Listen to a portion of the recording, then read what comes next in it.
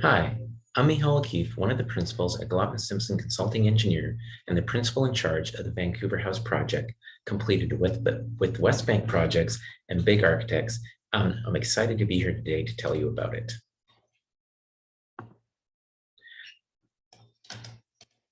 Glotman Simpson Consulting Engineers is a leading North American structural engineering firm. Founded in 1964, our firm has cleverly engineered some of North America's most iconic structures, such as the Vancouver Convention Center, TELUS Sky in Calgary, the San Diego Children's Museum, Mervis Village in Toronto, and of course, Vancouver House, to name a few. We have offices in Vancouver, Calgary, and Los Angeles, but we work on projects across North America, as you can see on the project map. Our project team for Vancouver House included myself as principal in charge, Rob Simpson as senior technical advisor, Ehsan Dezhdar as lead seismic and nonlinear analysis engineer, and Geoff Poh as project engineer. Completed in 2019, Vancouver House, located in Vancouver, British Columbia, is a visually striking tower which challenges architectural and engineering norms. This unique 53-story tower is located next to the Granville Street Bridge and provides a gateway into downtown Vancouver. The site has restrictions on how close any portion of the building can be to the Granville Street Bridge above the elevation of its bridge deck, rendering it almost unusable for a normal building form development. This architectural challenge was solved by curving the tower around the bridge's airspace restriction. Transforming as it rises past the bridge, the tower flares out from a triangular-shaped base into a rectangular-shaped upper portion as it reaches its ultimate height of 515 feet. This shape transformation allows it to reclaim area from the bridge airspace restrictions, providing increasing floor plate efficiency for residential living as each floor plate size increases over its height. As the tower projects out of the commercial amenity podium, the tower floor plate increases from 7,800 square feet, nearly doubling in size to 13,200 square feet on the upper floors.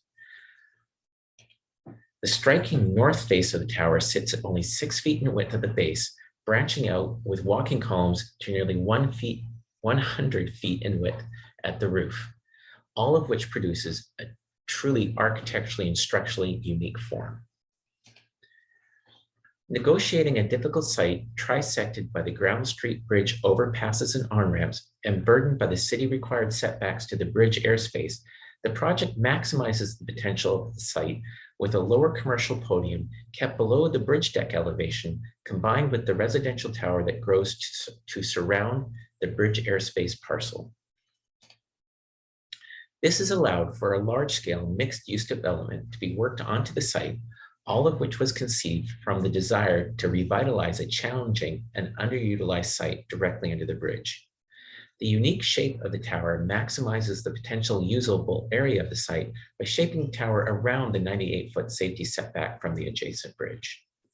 As a result, the surrounding neighborhood has been developed into a vibrant hub, adding a 9-story podium along with 3 triangular-shaped complexes to house rental apartments, office space, retail space, as well as restaurants and cafes. In addition to the podium, retail, and commercial spaces providing new services and amenities to the community, Vancouver House greatly improves the usable density in a rapidly growing and desirable city. This project presented several structural engineering challenges, which I will discuss. The complex architectural geometry required to maximize the usability of the site creates fairly obvious permanent overturning demands from gravity loads, in addition to the normal seismic demands from being in an area of high seismicity. Vancouver is located close to several fault lines, the most significant of which is the Juan de Fuca fault just to the west of Vancouver Island. In addition to creating permanent overturning demands, the building shape creates challenges in terms of running services, such as maintaining elevator functionality, and also presented challenges in terms of how to construct this unique shape. To meet these structural engineering challenges, we had to push normal engineering approaches to a higher level. Key engineering advancements we used included both horizontal and vertical post-tensioning to balance the twisting and leaning forces generated by the building's massing, using nonlinear time history analysis for combined gravity and seismic effects, including using nonlinear analysis to plot movements through all stages of construction. And the use of nonlinear analysis was also required to manage the expected performance over time so that key building services remain functional. The elevator shafts need to remain vertical 50 years from now, not just on opening day. To illustrate these challenges, here are section cuts through the building showing the primary column bays. On the right is the northmost column elevation, showing how this column grows from 6 feet at the base, branching out to support a floor plate dimension of nearly 100 feet at the top. A series of vertical columns branch off the sloping columns over their heights to support the growing floor sizes as it moves up the building. The image on the left shows the vertical core, while the second from the left shows the 3D combination formed around the vertical core of the building by the series of branching columns that combine to make the building's form work structurally. Essentially, this is the building's skeleton that supports the heavier upper portions of the tower. Here we have a 3D image of the entire structure, which show that the building is leaning in 2 directions, but not equally, so that not only are overturning forces generated in gravity, but the building wants to twist in the horizontal plane as well. In order to begin to resolve these forces, we had to first develop load paths for each of the column bays. Here you see load paths developed for each of the principal column bays, showing that each has its own pattern of forces. Starting at the top and working downward, the columns are generating leaning forces, pulling the building to the right over the upper floors. As the vertical column lines merge into the sloping column lines moving down the building, they create concentrations of these leaning forces at different floor levels, which further complicates designing to resist these loads. Continuing to move down the building, as the columns turn to vertical from sloping, they create large kicking forces pushing the building to the left. Again, these happen at different floors for the different column bays. The rightmost diagram shows the sum of the horizontal forces the core has to resist, while the second from right shows with the red line the net tension on the core from these forces. In order to resist the net tension in the core, we chose to use vertical post-tensioning rather than mild reinforcing. The 2 key drivers of that decision were to add compression to the core to ensure that it was not under sustained tension from the gravity leaning loads to avoid tension cracking adding to the long-term creep leaning, and to allow for the application of post-tension loads at several points in construction to pull the building back to vertical and improve its constructability. I'll talk more about each of these later. As well as having to deal with the leaning forces, we also had to account for the horizontal forces generated from each column bay having a different pattern of leaning forces. For the upper floors, the column leaning forces shown in blue are pulling the floors to the right. The leaning forces coming from the column bays towards the top of the page are greater than from the ones coming from the column bays closer to the core. This generates a horizontal plan twist that resolves as a tension load in the floor, as shown by the red arrow, and a compression force shown by the green arrow.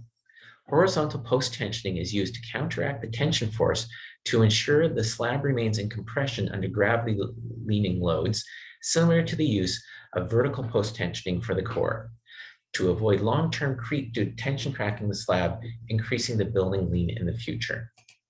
Another complication is that the leaning forces are different on different floors, so that each floor design condition is unique. For the lower floors, the design condition is similar, but in reverse.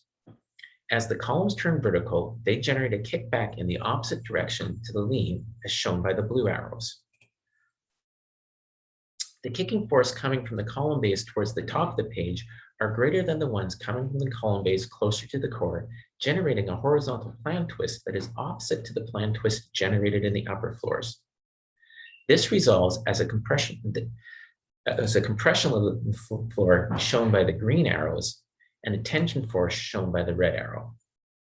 Again, horizontal post-tensioning is used to counteract the tension force to ensure that the slab remains in compression under these gravity leaning forces to avoid slab tension cracking causing long-term creep increases. And also again, gravity loading kicking forces are different on different floors so that each floor design condition is unique. While we are representing these forces as lines, keep in mind that they are in fact distributed diaphragm loads. The resulting demands on the floor diaphragm for shear required heavy reinforcing and did not allow for surfaces to be placed in the slabs, which I'll show in a moment.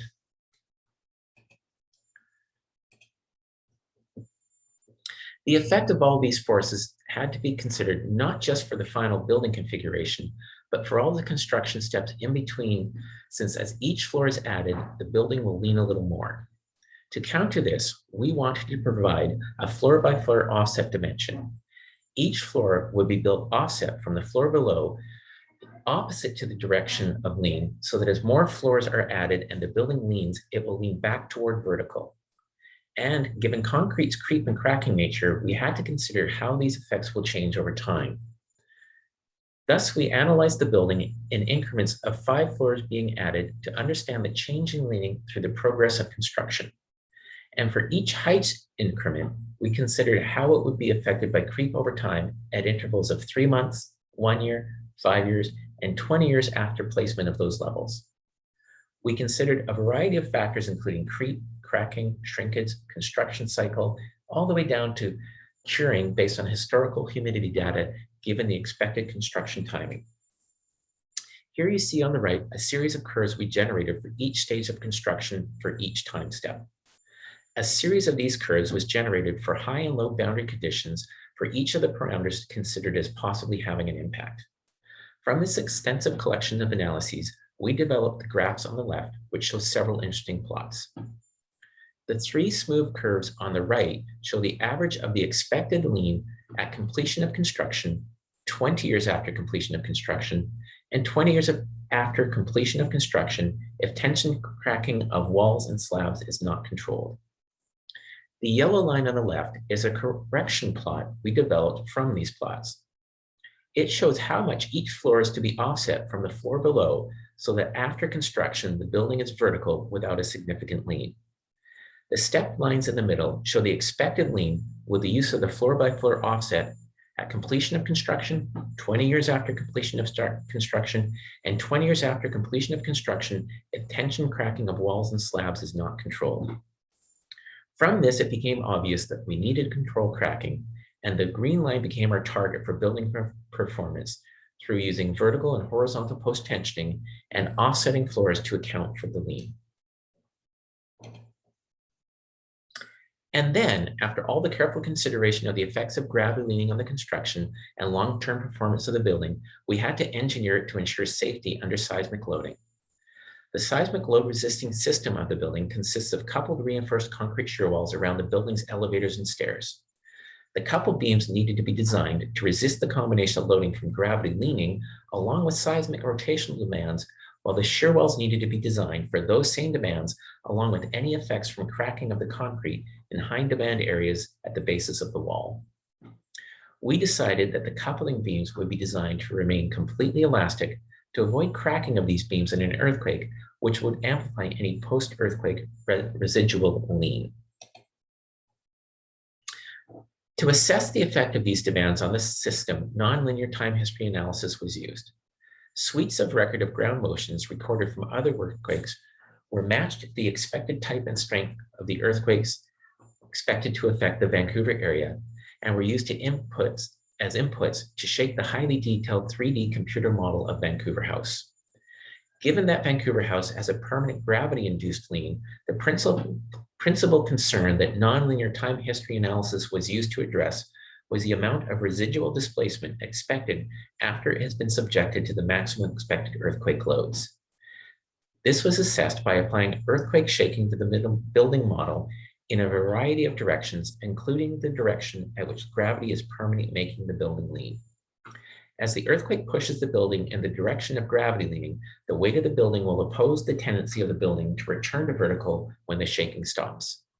A measure of how stable the building is under earthquake loading is how much residual lean will be left post-earthquake.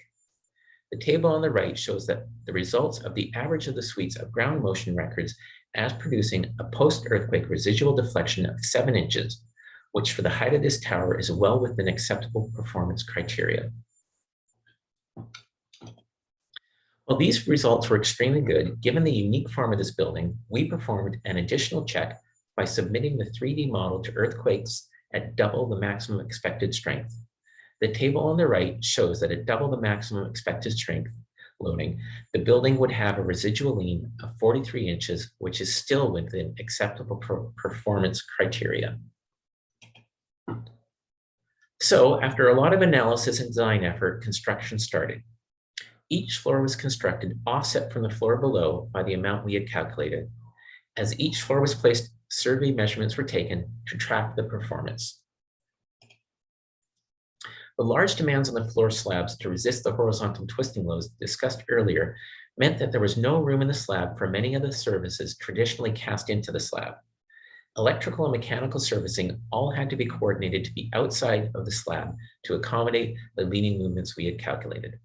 Here you can see an example of the heavily reinforced floor structures with no room left to accommodate running services in the slab.